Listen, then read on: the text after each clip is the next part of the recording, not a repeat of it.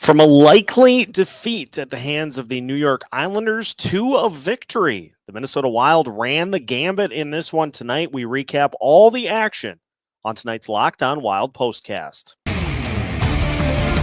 You are Locked On Wild postcast, part of Locked On Sports Minnesota, your team every day.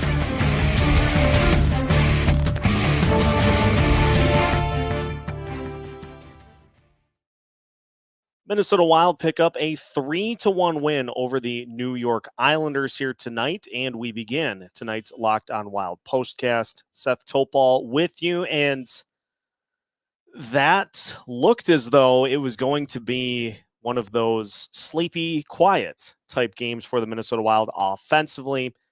They really did not manage to get anything of substance done on the power play.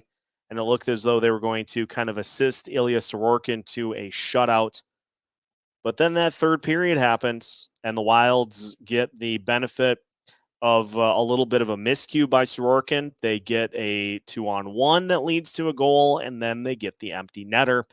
And we go from likely talking about a 1 or 2-0 loss to talking about a 3-1 win. Now, it's interesting because that does kind of shift the mental framework as to where do we go from here, because there are still some things that are going to need to be fixed for this team, because you had one of the more frustrating nights on special teams that they have had in quite some time, and the power play just was not able to get really anything of substance done. They kind of shrank back into that pass-only shell, and it looked as though they were just kind of feeding into what the Islanders wanted them to do. They wanted the Wild to kind of make things easy in terms of not really testing Sorokin a ton, and yet it all flipped. And I thought it was one of those instances in which somebody on offense just needed to step up. And we saw it with Matt Zuccarello in being able to generate that 2-on-1 opportunity that led to a goal for Sam Steele. Freddy Gaudreau able to put a shot on net right up against the post that was trouble for Sorokin. But the only reason that the Wilds were in the position that they were in to be able to do that in the third period is because defensively they made life very tough for the Islanders, with the exception of their power play opportunities. They made things very difficult 5-on-5, and Filip Gustavsson continues to really put an impressive stretch of hockey together, with the exception of that goal that the Islanders scored, their lone goal. And there's no worse feeling than having a puck kind of knuckle in front of you and not being able to react in time to be able to do anything about it.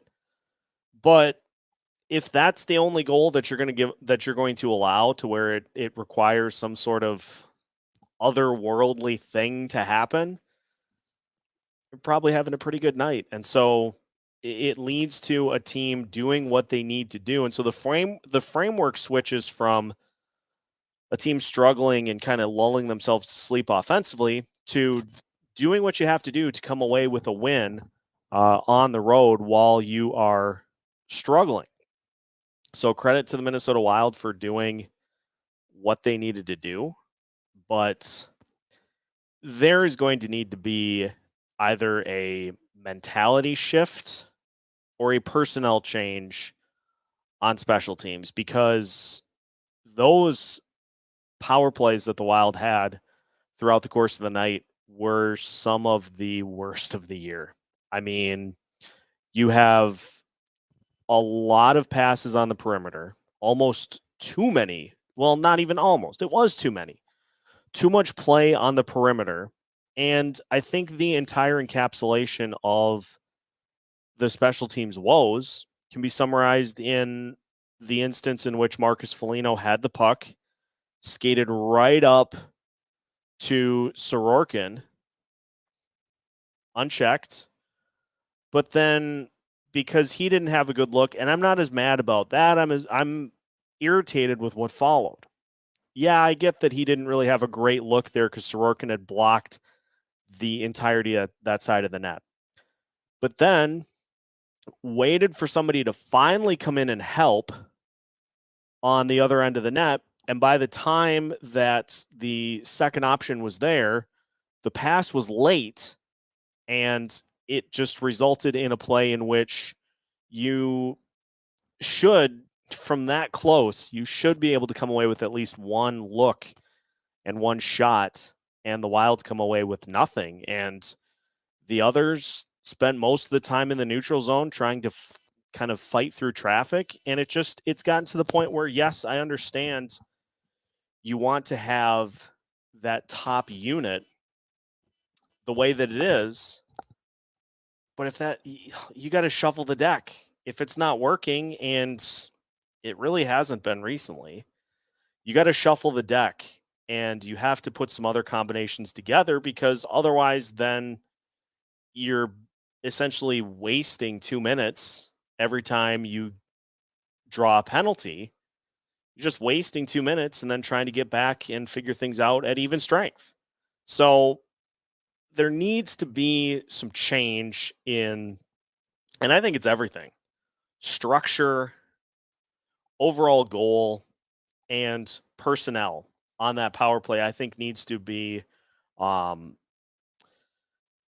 it needs to be changed, because when it's not working, it's all of those things all happening over and over and over and over and over and over and over again. So yes, I'm glad the Wild got the win. Glad they were able to do what they needed to do to finish the trip in New York with 3 out of 4 points. And now they've got the game on Saturday against Arizona. But with that trip coming up next week, Washington, Carolina, Florida, and Tampa Bay, you trot that power play out against those guys,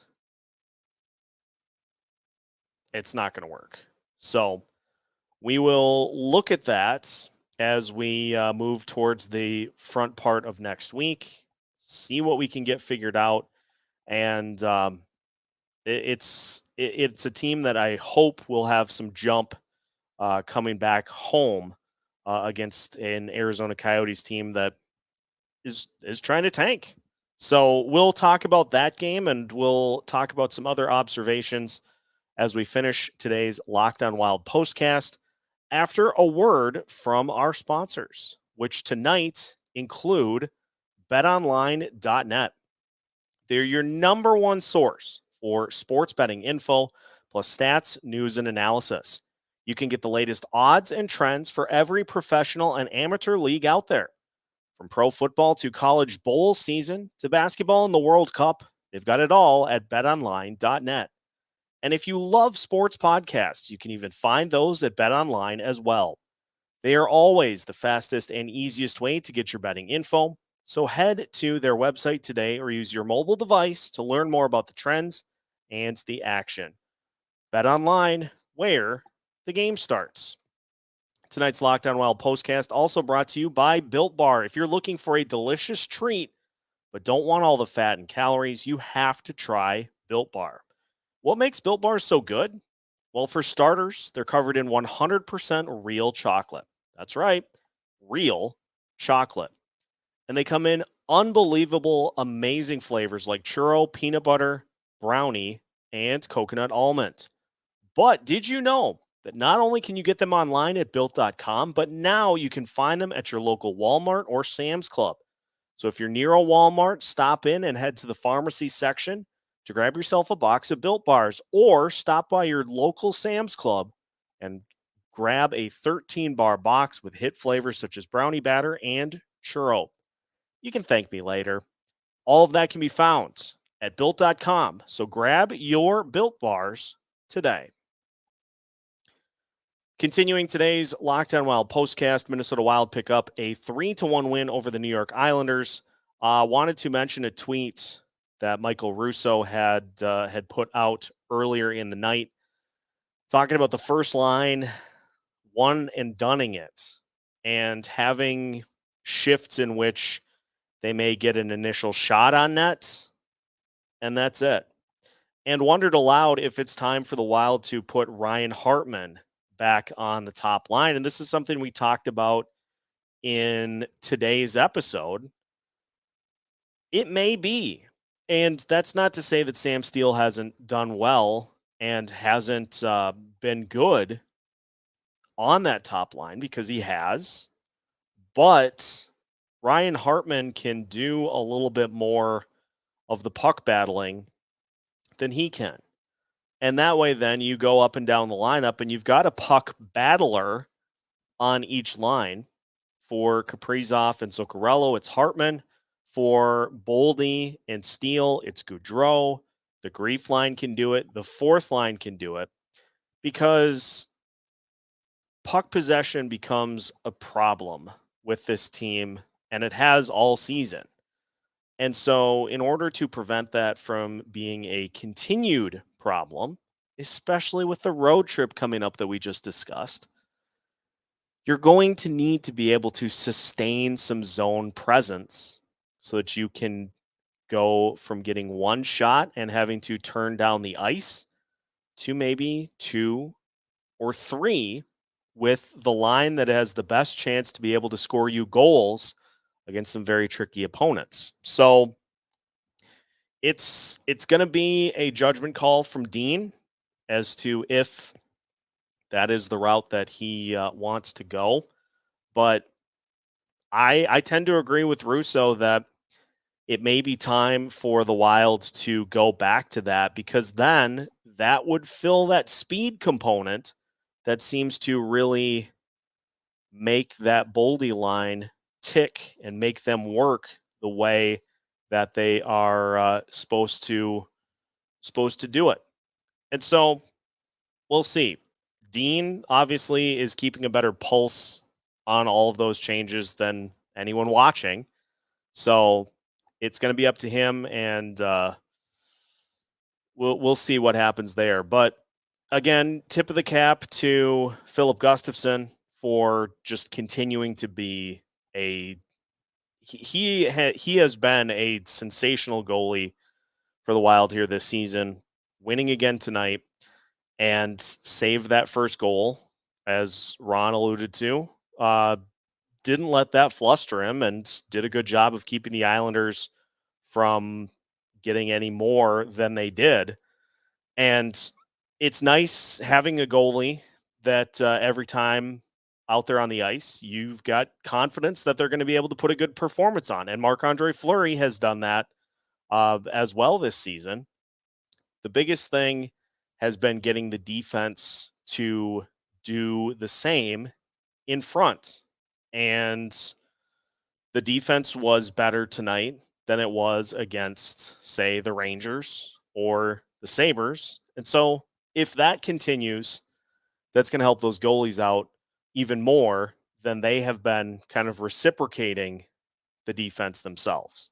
So that tandem, if those tandems continue to play well together, that will help take pressure off the offense as well. So all in all, it was just kind of a head scratcher game for the Wild here tonight, but I'd rather be on the winning side of that for sure than on the other end of it. And so now we regroup and we take on an Arizona Coyotes team on Saturday that it's one of those games that we saw against the Anaheim Ducks. We've seen against other opponents this year. Put them away early, or they will hang around a little bit more than you would like to see. So we'll have a preview of that game for you as well.